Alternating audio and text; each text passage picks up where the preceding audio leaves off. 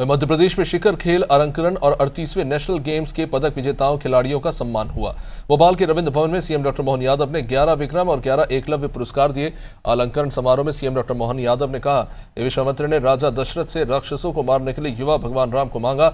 अगर हम कल्पना करें कि वे भगवान को राक्षसों को मारने का टास्क नहीं देते तो उनका आगे का समय क्या होता मालूम नहीं, लेकिन जंगल में जाने के बाद उन्होंने खिलाड़ी भावना के आधार पर अपने जीवन को पलट दिया।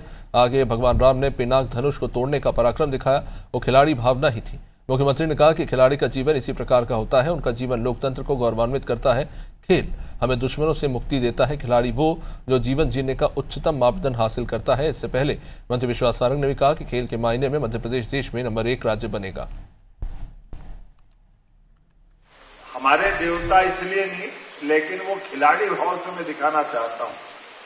भगवान राम का ऐसे ही तरुण अवस्था है, युवा अवस्था है, विश्वामित्र जी आते हैं और दशरथ जी से सेना नहीं मांगते। दशरथ जी खुद जाकर के विश्वामित्र जी ने कहा कि जंगल में कुछ इस टाइप के आतंकवादी टाइप के राक्षस लोग रहते हैं, इनको मारना है जिससे वहां की व्यवस्था सुधरेगी। लेकिन ऐसे माहौल में उन्होंने कहा मुझे और कोई नहीं चाहिए, ये युवा चाहिए। तो युवा एक तरह से युवाओं की दृष्टि और बाद का समय वो कैसा बदला बताने की जरूरत नहीं।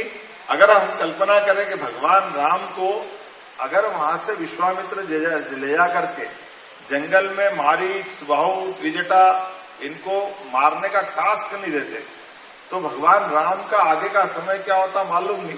लेकिन जंगल में जाने के बाद उन्होंने खिलाड़ी भावना के आधार पर अपने जीवन को जो पलटा है।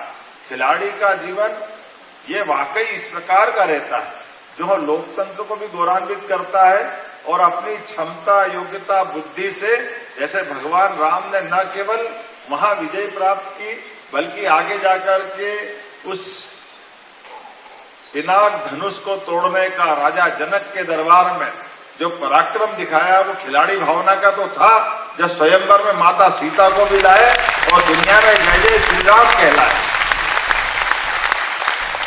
खेल हमको क्या क्या दे देता है, ये भगवान राम से सीखे।